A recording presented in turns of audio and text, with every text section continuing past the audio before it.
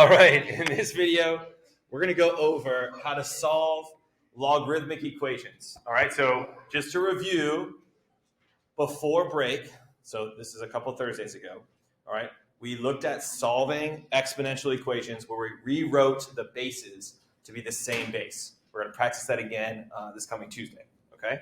Then yesterday, I showed you guys how to solve exponential equations where you couldn't do that.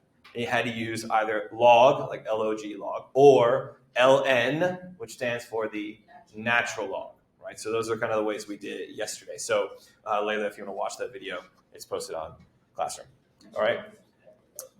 So today, we're going to solve equations that already have log in it, right? I have logs already in here. So I want you to think of, when you're doing this, you're thinking of one goal, right? So this is my goal. So put this at the top of your page, right? I want to get one log on one side. All right, so we're trying to get one log on one side of the equation. If we can do that and get one log on one side of the equation, then we can use our favorite word and change it to an exponential equation and solve it. Okay? Let's look at this first one. So this says log base 3 of 5x plus 2 times the log base 3 of 4 equals 3. How many logs do you see? 2. So I'm going to combine these using my properties to make it be one log. All right? Do you guys see the number that's in front of this second log? See this 2? Where can I move that to? Not to the other side. Where can I move this to? I can't move it to the other side. Where can I move it?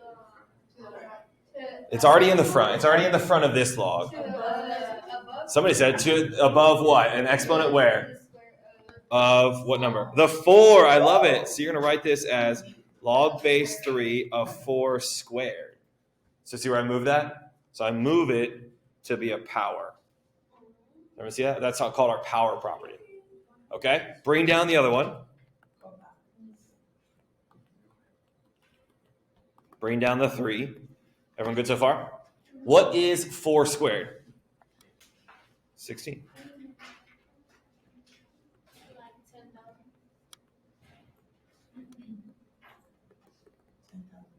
Okay.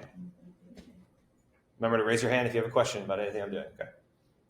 So now I got rid of that number. Do I have a number that's in front of my first log? Was there a number in front here? No. So if there were a number there, I would also move that to be a power on that argument. So now I want to take these 2 logs on the left side of the equation and make them become one log. What operation is connecting my 2 logarithms? Addition. Think back to before break. When I see addition, what am I thinking?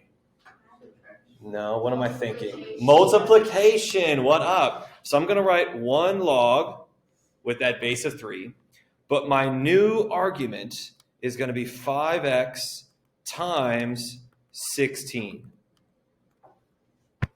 So I took those 2 arguments. The first one was 5x. The argument for the other logarithm was 16, and I'm going to multiply them together. So if you need your calculator, go ahead and take your calculator. What is 16 times 5? I heard somebody say it. It's 80. So I wrote 80x. How's everybody doing? Now, I don't know if you noticed, but my goal before we started that I wrote down was one logarithm on one side of the equation. What have I achieved now at that last line? I have achieved my goal. All right, so I'm not done, right? I haven't finished solving. But if I get here, then I'm going to swoop to change it to an exponential equation to figure out what x is. Okay, do you guys remember doing this before Thanksgiving? So we start at the base. What is the base of my log? What is the base of my log? That little number? It's a 3. So I'm going to go 3 to the 3rd power equals 80x. I'll do that again. Make sure you're ready for this. 3 to the 3rd power equals 80x. So 3 to the 3rd power equals 80x. Now, if you wanted to, you could write that as 80x equals 3 to the 3rd power, right? I don't care which side you put it on as long as you have this equation. All right, does anyone know 3 cubed? Oops, sorry, there's my x. Anyone know 3 cubed? 3 times 3 times 3? 27, nice. How would I get my x by itself? Oh, we got the disappearing happening. The technical difficulties again. Divide, I heard divide. So I'm going to divide by, come on, one note, you can do it. Very good, 80. So your answer is going to be 27/80ths. I don't actually think you can reduce that.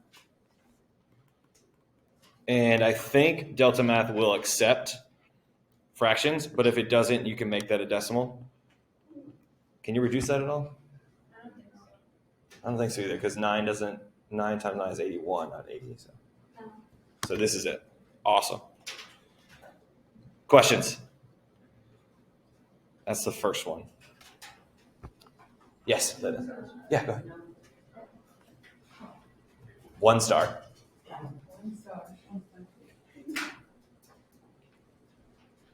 Questions on the first one?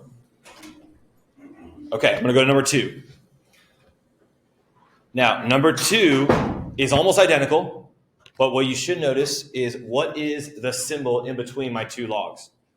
Subtraction. So when I do this whole thing, when I put them together, am I going to use multiplication? No. When I see subtraction, what do I think? Division. Good, Natalia. So I'm going to actually put these together with division. Are there any numbers in front of my logs? Any numbers in front? So do I need to do any of the powers? No. So actually right away, I can go ahead and put these together, and my new argument is going to be division. Do you remember which one goes on top and which one goes on the bottom? Where does that go? So actually, whatever the first one is, see the first argument, 9x, that one's going to be always your numerator. So 9x is going to go on top. The second argument, see how number 3 is the second argument? That's going to go on the bottom.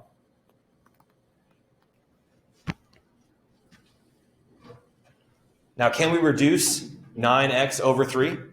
Yes. What is 9x divided by 3? 3x.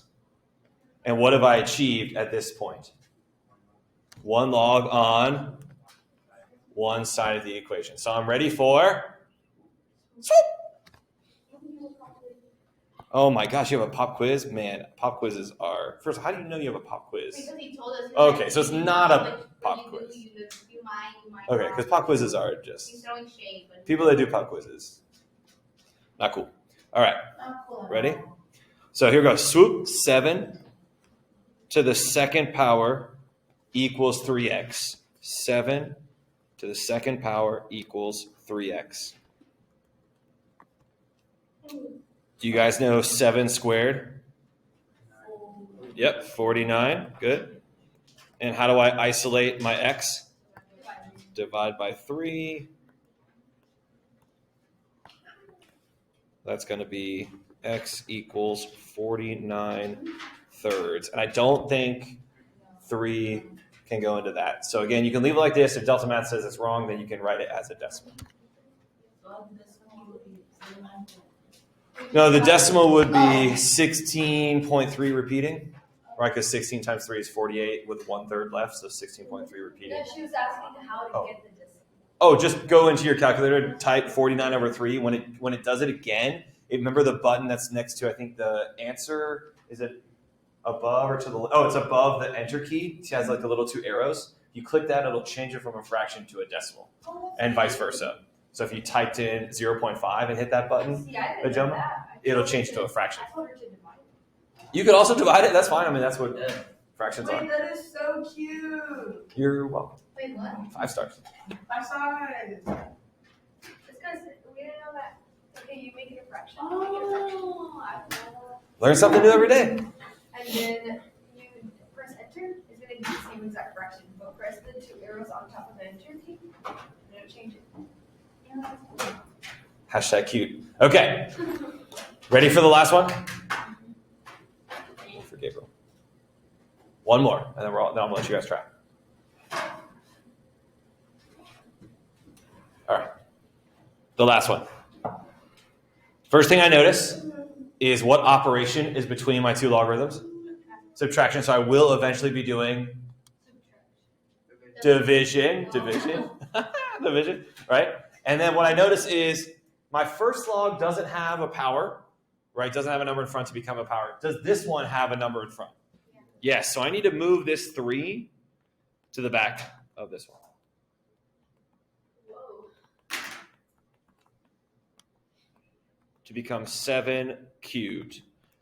I don't think I actually know 7 cubed. God, you guys just the best. I don't know where I'd be without you.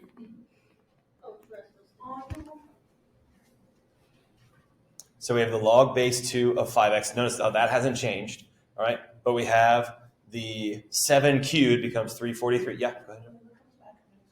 You may, yes. All right, and so now I'm ready to write them as one logarithm. But I have a fraction where the 5x goes on top and the 343 goes on the bottom. Can we do like a class review at the end of the year Sure, yeah. on your YouTube channel? How does, you have to, can we finish this and then we'll talk about, I don't know what that means, so we can talk about, because I'm old, so I don't know. So I've isolated that logarithm. I have one log on one side. I'm ready to, so 2 to the 0 power equals that fraction in the argument. So 2 to the 0 power equals 5x over 343. Do you guys remember what happens when you raise anything to the 0 power? It's a 1. What up, Minerva? Yes. Okay. Yeah.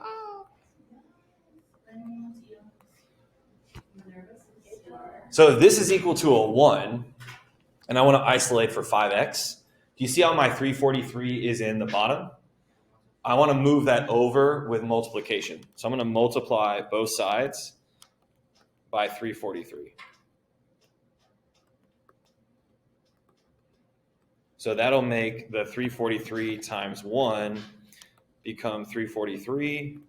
And then these 343s are going to cross out to leave me with just 5x. And then how do I get that x by itself? 5. You guys are crushing it. Well done. Making this easy. And again, I'm going to leave it as that fraction. So I don't think it can reduce. But again, just like we did before, Joma, if you typed in 343 over 5 and wanted to get a decimal, hit the 2 little arrow buttons above the enter key. Should be 68.6. Gosh, you beat me. Good job. Oh, Rough.